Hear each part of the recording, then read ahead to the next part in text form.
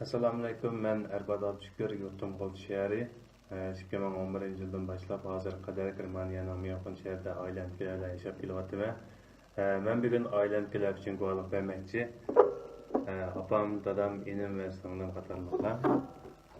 Bu rasmdagi dadam Abdushukur Muhammadjon 1960-yili 4-oyning 17-kuni G'o'z shahrida tug'ilgan yakka tijoratchi. Bu rasmdagi opam Merhaba Abdushukur 1960-yili 10-oyning 1-kuni G'o'z shahrida tug'ilgan oila ayoli. Bu rasmdagi inim Erfan Abdushukur 1992-yili 1-oyning 28-kuni G'o'z shahrida tug'ilgan. 2014-yili Şinjan Qurilish institutini bitirib, 2016-yildan boshlab G'o'z shahar qurilish idorasiga chiqqan. Bu rasmdagi singlim Nigara Abdushukur 1994-yili 6-oyning 26-kuni G'o'z shahrida tug'ilgan. 2015-yili Şinjan Pedagogika universitetini bitirgan.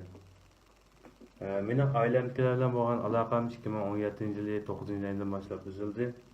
Surishtirish orqali 2017-yili 12-oyning 28-kuni oilamdagi 4 kishiningki lagerga qamalganligini bildim. Ham shundaqla opam bilan singlimningki hozir qadar izlaydigan yo'qligini bildim.